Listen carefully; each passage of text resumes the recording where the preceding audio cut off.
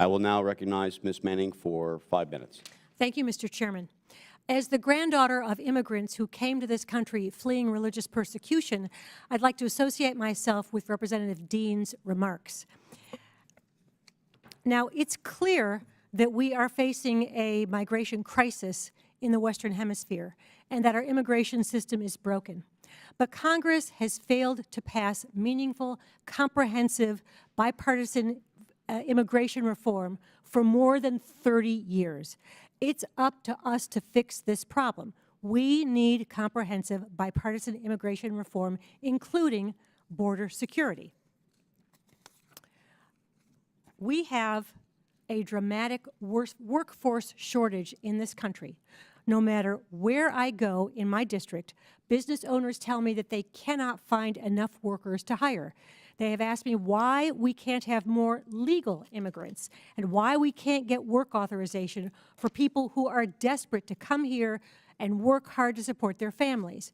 Our businesses have good jobs they cannot fill at all skill levels. This is preventing businesses from growing. The fact is our system of legal immigration is outdated. It's not in our country's economic best interest. It needs to be updated.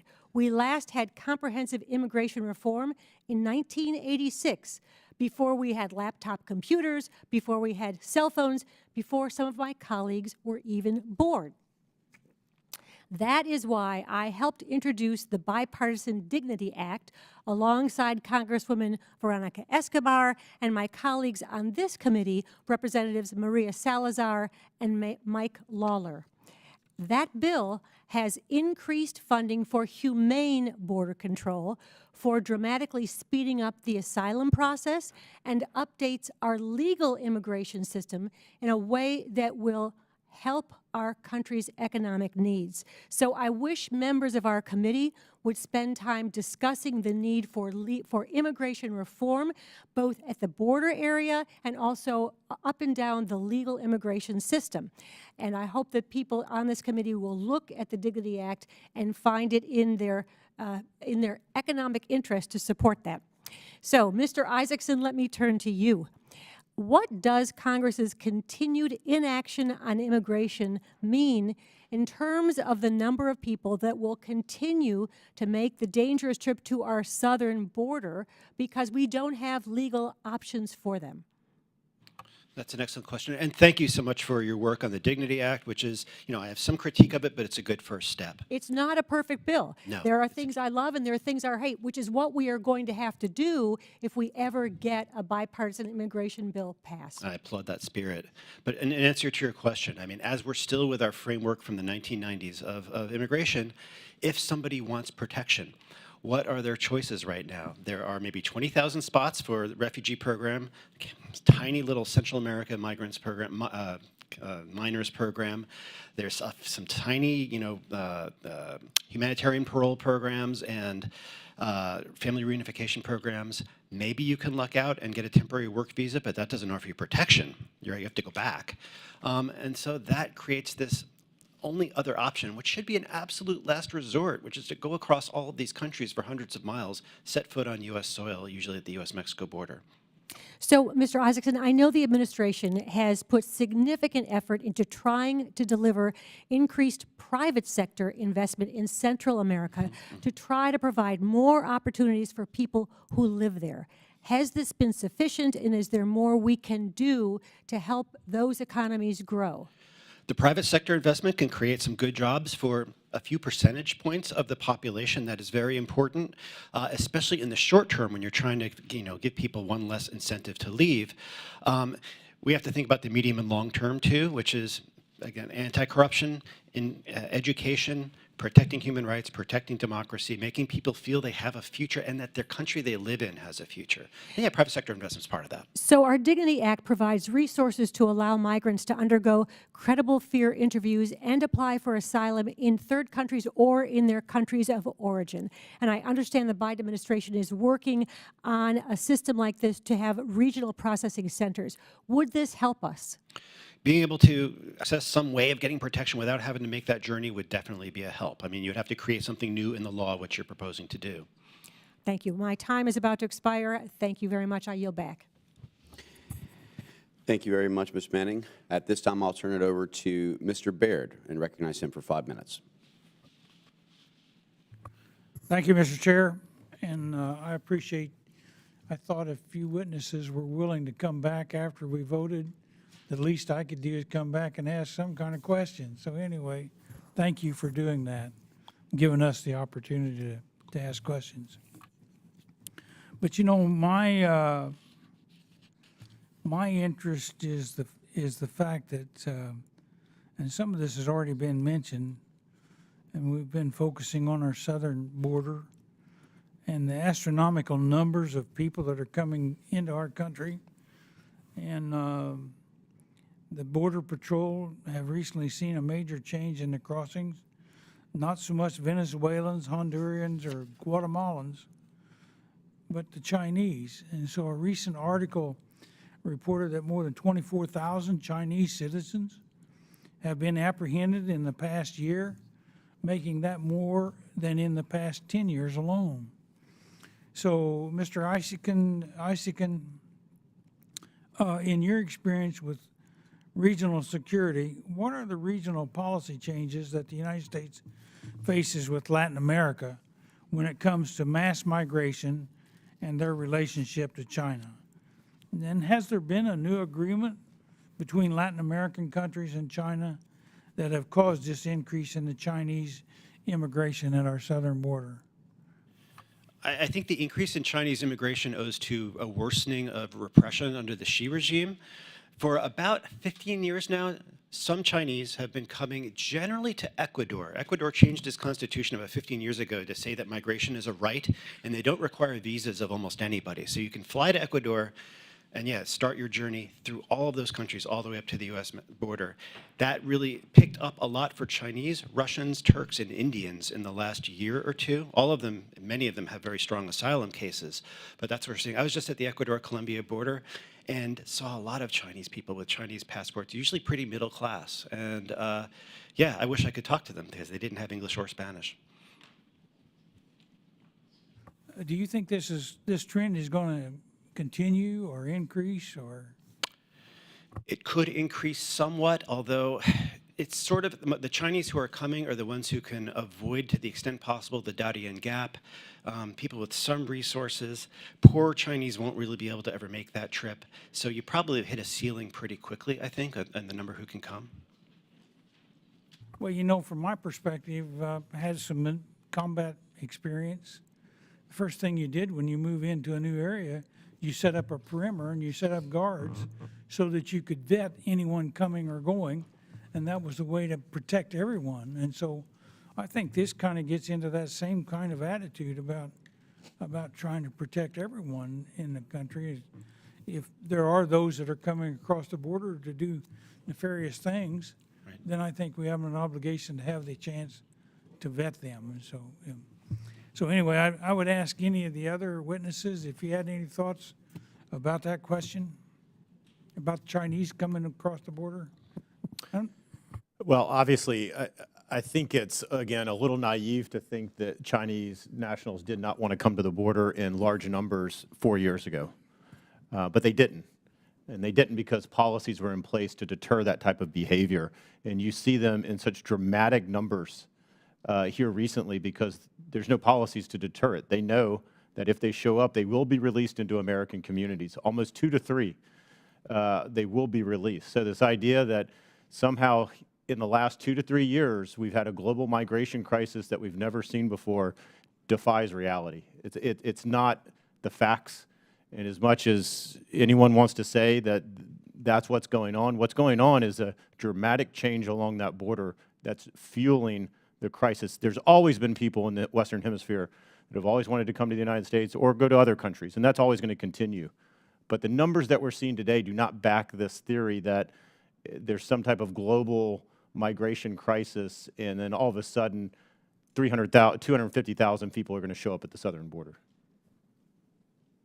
The Remain in Mexico program did not apply to Chinese people. Mr. Hamilton, we got about 20 seconds.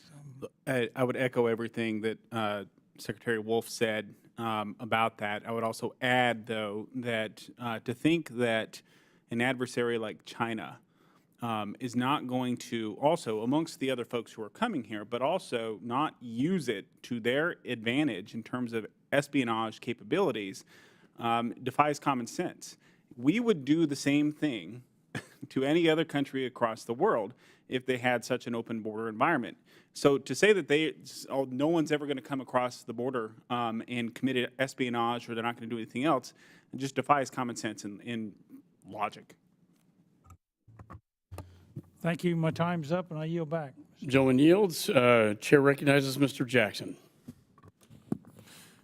Thank you, Chairman Call. In April of 2022, Governor Abbott began chartering buses to transport migrants illegally entering the United States at the southern border between Texas and Mexico to Democratic-led large cities as part of Operation Lone Star. According to Governor Abbott, Operation Lone Star is intended to counter illegal immigration, the illegal drug trade, and human smuggling. Governor Abbott has indicated that Operation Lone Star is a direct response to what he deems to be insufficient and inadequate immigration and border enforcement policies by the Biden-Harris administration. To date, Governor Abbott, acting on behalf of the state of Texas, has transported more than 55,000 migrants to 6 sanctuary cities, namely New York, Chicago, Washington, D.C., Denver, Philadelphia, and Los Angeles. The city of Chicago, which is part that I represent, encompasses my congressional district, has received more than 23,000 migrants. And might I say you, it was 5 below zero on Monday morning in Chicago. Let me say that again, 23,000 migrants.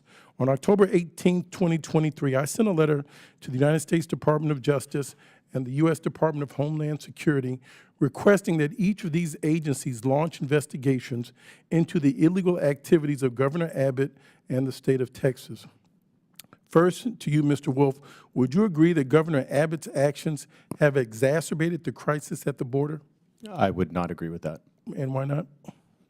Because the governor is faced with a difficult circumstance of trying to address and process, well, he's not processing, but to address the thousands, if not millions, of illegal aliens in the state of Texas. There's no more capacity. There's no more shelter space.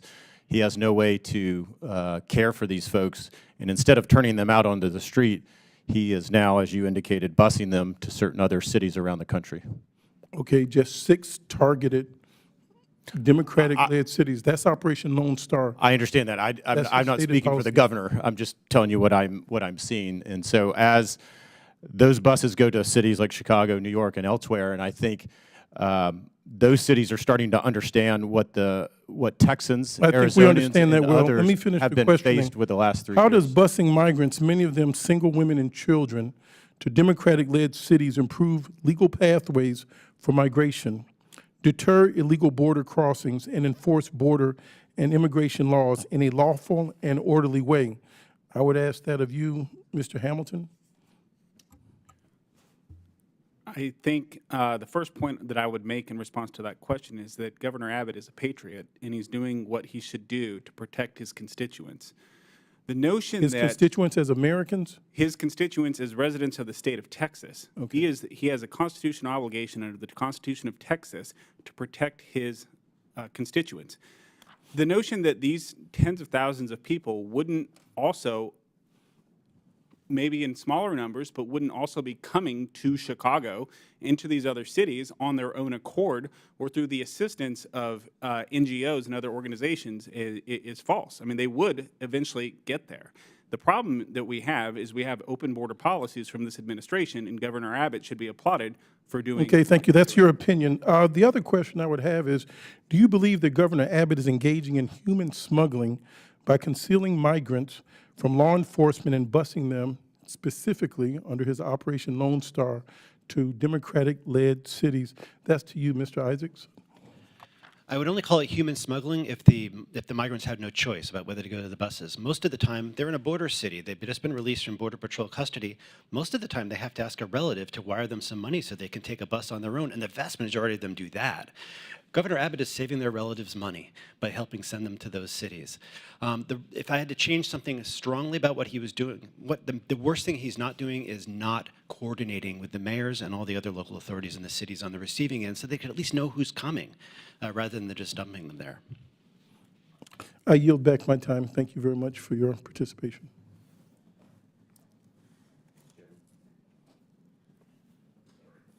And I have a letter I would like to submit. Chair for the recognizes record. Mr. Issa.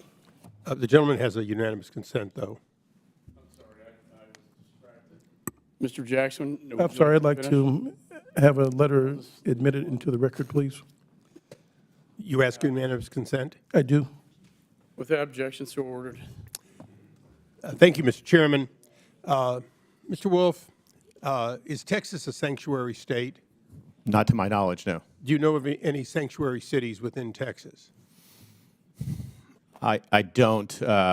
Crazy Austin could be, but we're not sure. Austin or portions of Houston, but not to my knowledge. And similarly, Mr. Hamilton, are each of the cities that Mr. Jackson described as Democrat-run cities, are each and every one of them sanctuary cities and have declared so? I believe that's correct, sir. And in fact, they have also said that they welcome immigrants and that they should not be deported and they want them in their communities. So let's kind of go through the numbers here. We have several million people who have come over the border. I have 55 miles of the border. It includes some very dangerous areas to cross, desert and so on, and yet we have thousands and thousands coming every month. They come into San Diego. Now, California is a sanctuary state, so the entire state is welcoming to them. And yet, more than 80% of them, when asked, will tell you where they're going, and it's not California. They are, in fact, going to Miami and other locations. So if the fact is that they generally have family or relatives, they know roughly where they're going, realistically, is there anything wrong with sanctuary cities and sanctuary states being expected to take substantially all of these people that they've said are welcome, and the non-sanctuary states having a reasonable right to be less welcoming? What I would tell you is that the situation along the border, it defies reality to the extent in the numbers that you're seeing that places like in my area, they know it's reality. Yeah. My Hispanic community that live along the border are absolutely beyond belief. They just don't know what else to do because it represents people they would love to help, but there's just too many of them. And so the busing situation, it's a necessity. It's a necessity from those along the border. There is no more capacity. And so when you talk about New York City, who's got a population of 9 million, and yes, they have to now, address an illegal alien population, what about communities in South Texas of 15,000, 20,000? When they get 15,000 illegal migrants, almost a week in some instances. And so the busing, at least in my view, again, I'm not talking to Governor Abbott and others, it's a necessity because of a capacity issue, because of the overwhelming numbers that are coming across. Now, you contrasted earlier the difference between the previous administration and this administration in the sheer numbers with no explanation of an event that would have changed it other than a change in policy. Is that a fair assessment? I think it's a change in a number of policies. Okay, a Right. change in a number of policies.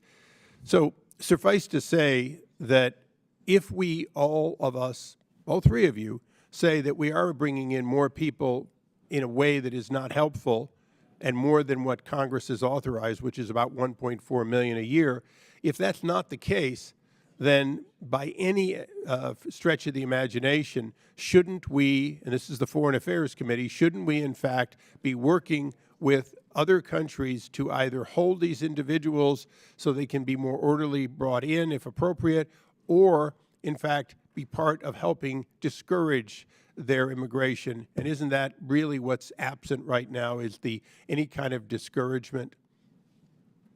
Well, we certainly talked earlier about it's a shared responsibility. It's not just a U.S. responsibility, Mexico, Central America, and South America, and others. So yes, I would certainly agree that I would say that our partners need to do more, but they need to see that the U.S. is doing more, and they don't currently see that. Well, now, let me just ask one question, and all of you can answer this because I think it's known by all of you. Isn't it true that international law if you want to claim refugee status or asylum, in fact, requires that you make it at the first safe location after leaving the country or the region, and that, in fact, with the exception of Mexico and Canada, virtually all of the people coming to our shores have, in fact, passed through intervening countries without making application. It's a well-established practice that you need to seek safety in the closest third country, as you can to your home country. This idea that you're going to forum shop, that you're going to transit 3, 4, 5, 6, 7 different safe countries because you prefer the United States, not because you need protection from persecution or something else. If that's truly the case, you're going to seek safety in the closest place imaginable. I prefer first class, but I sit in coach because that's the seat that I purchased. Mr. Chairman, there's no question at all that you've done a good job today with witnesses of establishing that this is a policy decision that could be reversed, should be reversed, and that the President is ultimately responsible for a policy that has led America, including our major cities, in turmoil. I thank you for holding this hearing and yield back. And I think the chairman to chairman, I think that we would like to get this in our national security supplemental bill. And I've talked to the Senate about it. If we could get this in that supplemental bill, it would make such a difference. So thank you for your kind words. Chair recognizes Mr. Mills.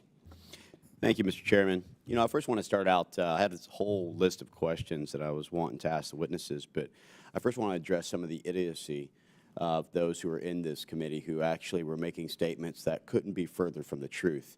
You know, we hear all the time, and Mr. Hamilton, I have to agree with you tremendously on what you're talking about with regards to opportunist. And I also want to thank you for finally doing what we, and most of us in this committee has done, which is recognizing that China is an adversary, not an actual competitor. So let me just address a few things. Let's talk about opportunism. Many are saying that they're coming to America because they are scared of the violent crimes that are occurring in their cities, that they are feeling as if they are unwelcome, or that they're somehow looking at the criminality rates in their country and saying that, well, we have to escape for the following reasons, and that's why we should seek asylum. But let's point out some facts here.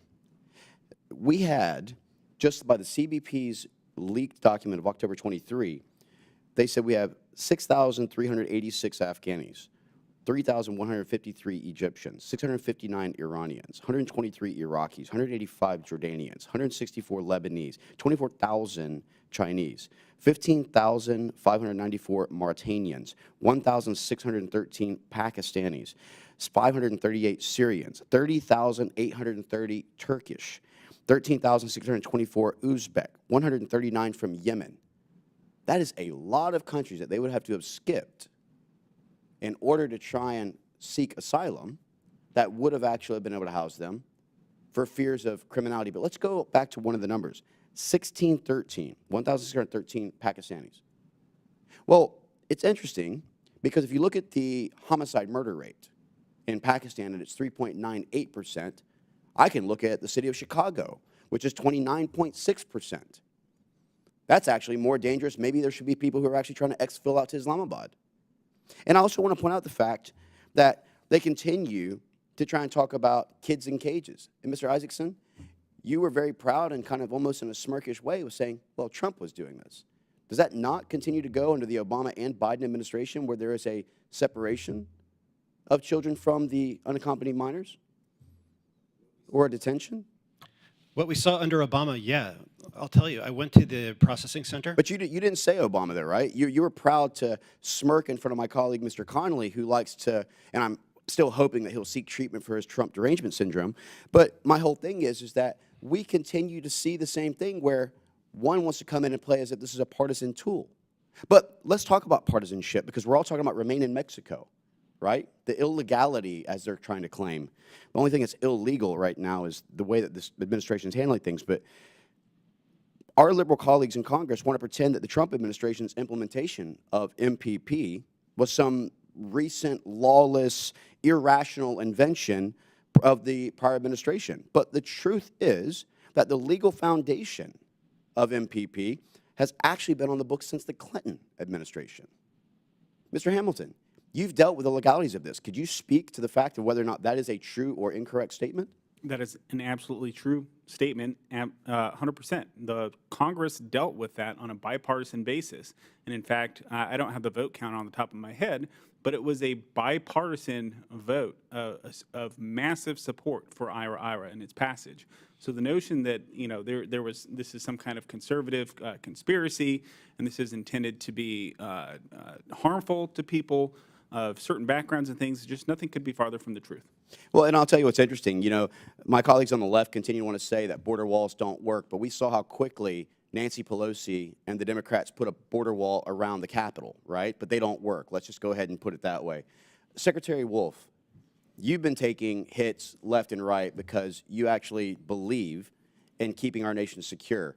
And I would argue that whether it was trying to make Title 42 something that we could keep in place as a permanent codified law, whether it is to replace or put back in place the Remain in Mexico agreement, that we were far safer and that our numbers were lower.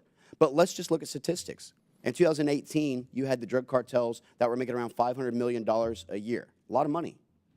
Fast forward to 2021 under Joe Biden, it's around $13 billion, of which 40+% in what? Child and human sex trafficking. But yet they want to talk about the inhumanity, if you will. The same people who won't refer to Chinese as competitors, or sorry, as adversaries, who are grossly inhumane in the way that they treat Uyghur. So it's just funny to me that we continue to hear this partisan rhetoric and nonsense from the people who want to say, well, we're shipping people illegally to the sanctuary cities. Well, isn't that exactly what you were asking for? Didn't you say that we are a sanctuary city that's welcoming? Which law? They want to say that was illegal to transport them. No, it was illegal when they came here. And I'll say one more thing. We are, in fact, a nation of immigrants, a nation of legal migration.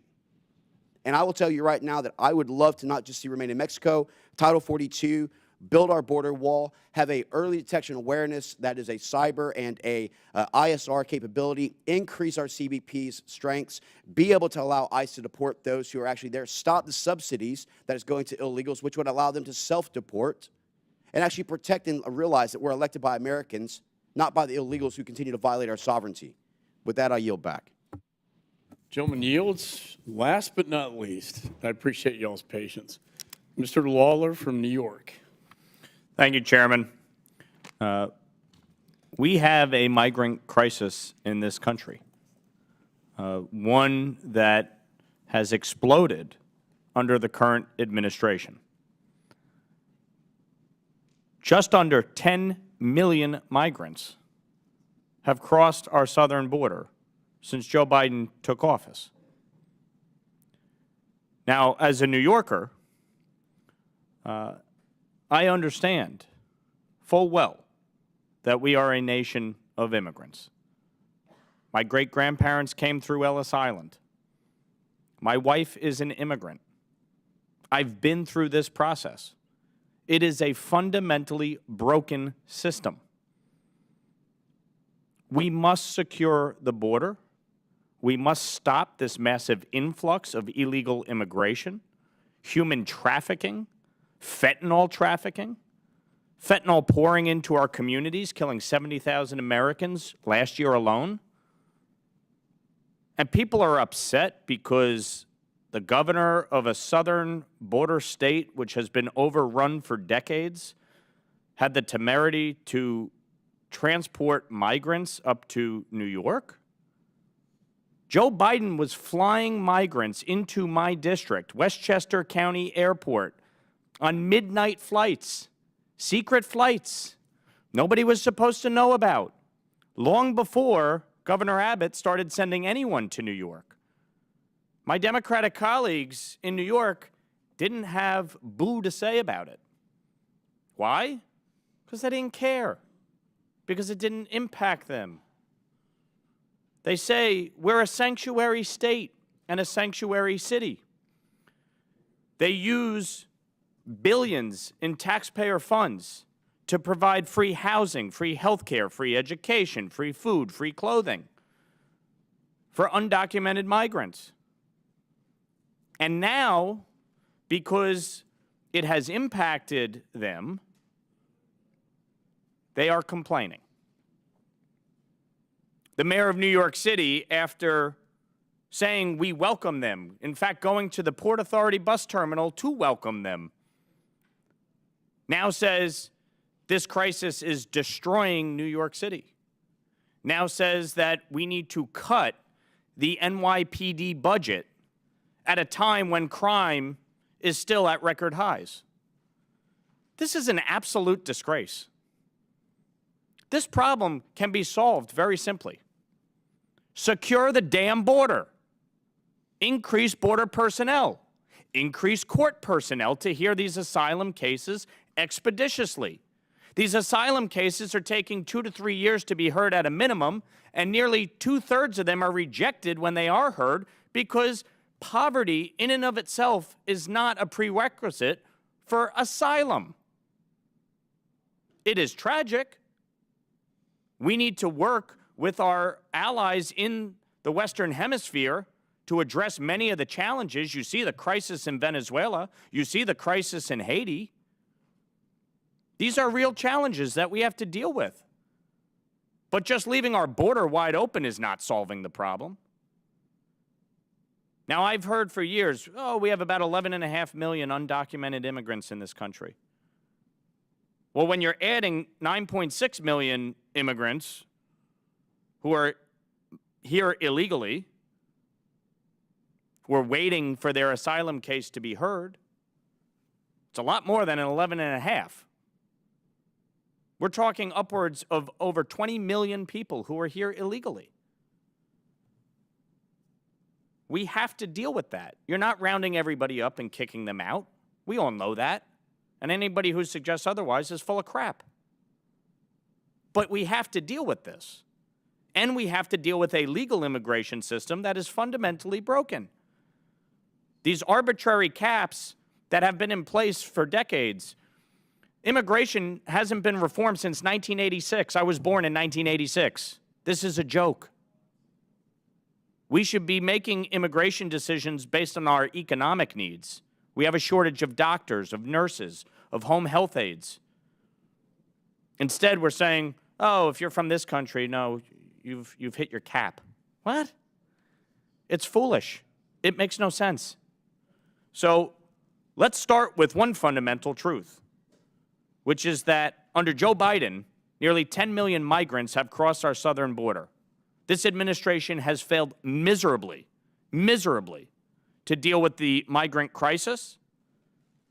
And for Governor Hochul and Mayor Adams to act as though they're shocked and outraged when they enact policies like sanctuary cities, like refusal to cooperate with ICE, like using taxpayer money to pay for free housing, health care, and the like, give me a break. Let's secure the damn border. I yield back.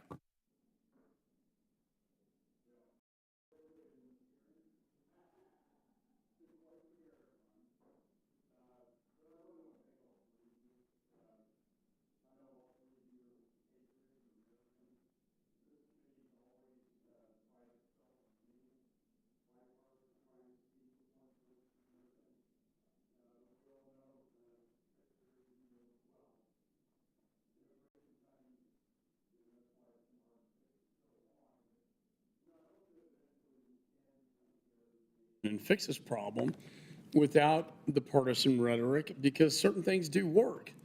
And I think what what you did in the prior administration worked, regardless of who the president was. And it was very effective. And so let's try to bring back the things that work and things that don't work, then we don't have to do those. So I want to thank all of you for being here today and your patience. This has been a very, very long day, but I want to thank you so much. And some members may have questions in writing. And again, I want to thank you all. And with that, the committee stands adjourned. It's funny. Why is Meeks' mic on?